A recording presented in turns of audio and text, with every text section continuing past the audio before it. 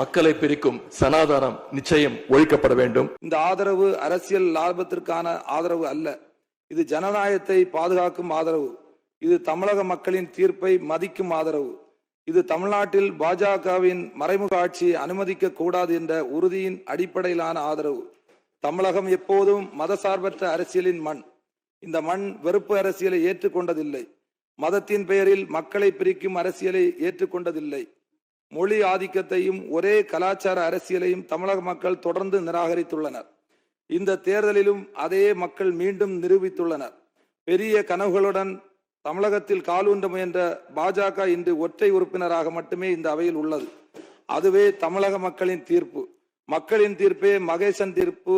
மக்கள்தான் எஜமானர்கள் என்று பெருந்தலைவர் காமராஜர் கூறியதை இந்த நேரத்தில் நினைவுகூர விரும்புகிறேன். இந்த மண்ணில் வெறுப்பு அரசியல் வேரூன்ற விடமாட்டோம். மக்களை மதத்தின் பெயரால் பிரிக்க அனுமதிக்க மாட்டோம். தமிழகத்தின் சமூக ஒற்றுமையை சீர்குலைக்க எந்த சக்தியும் இடமளிக்க மாட்டோம். நமது அரசு ஜோதிடம், பில்லி சூனியம் போன்ற மூட நம்பிக்கைகளுக்கு எதிரான நம்பிக்கைகளுக்கு இடம் தராமல் அறிவியலை வளர்க்கும் திட்டங்களுக்கு முன்னுரிமை கொடுக்க வேண்டும் என்று நான் விடுதலை சிறுத்தைகளின் சார்பில் கோரிக்கை வைக்கின்றேன்.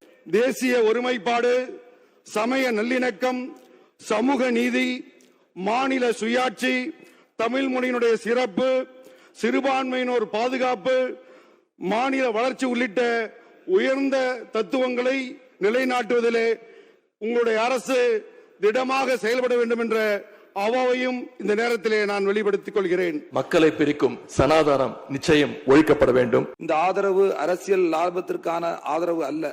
இது ஜனநாயகத்தை பாதுகாக்கும் ஆதரவு. இது தமிழக மக்களின் தீர்ப்பை மதிக்கும் ஆதரவு.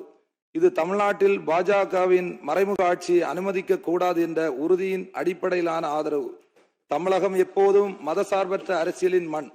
இந்த மண் வெறுப்பு அரசியலை ஏற்றுக்கொண்டதில்லை. மதத்தின் பெயரில் மக்களை பிரிக்கும் அரசியலை ஏற்றுக்கொண்டதில்லை. மொழி ஆதிக்கத்தையும் ஒரே கலாச்சார அரசியலையும் தமிழக மக்கள் தொடர்ந்து நிராகரித்துள்ளனர். இந்த தேர்தலிலும் அதே மக்கள் மீண்டும் நிரூபித்துள்ளனர். பெரிய கனவுகளுடன் தமிழகத்தில் காலூன்ற முயன்ற பாஜக இன்று ஒற்றை உறுப்பினராக மட்டுமே இந்த அவையில் உள்ளது. அதுவே தமிழக மக்களின் தீர்ப்பு. மக்களின் தீர்ப்பே மகேசன் தீர்ப்பு.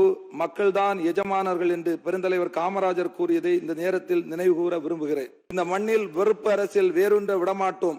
மக்களை மதத்தின் பெயரால் பிரிக்க அனுமதிக்க மாட்டோம். தமிழகத்தின் சமூக ஒற்றுமையை சீர்குலைக்க எந்த சக்தியும் இடமளிக்க மாட்டோம். நமது அரசு ஜோதிடம், பில்லி சூனியம் போன்ற மூட நம்பிக்கைகளுக்கு எதிரான நம்பிக்கைகளுக்கு இடம் தராமல் அறிவியலை வளர்க்கும் திட்டங்களுக்கு முன்னுரிமை கொடுக்க வேண்டும் என்று நான் விடுதலை சிறுத்தைகளின் சார்பில் கோரிக்கை வைக்கின்றேன். தேசிய ஒருமைப்பாடு, சமய நல்லிணக்கம், சமூக நீதி, மாநில சுயாட்சி, தமிழ் மொழியினுடைய சிறப்பு, சிறுபான்மையினோர் பாதுகாப்பு, மாநில வளர்ச்சி உள்ளிட்ட உயர்ந்த தத்துவங்களை நிலைநாட்டுவதிலே உங்களுடைய அரசு திடமாக செயல்பட வேண்டும் என்ற அவாவையும் இந்த நேரத்திலே நான் வெளிப்படுத்திக் கொள்கிறேன்.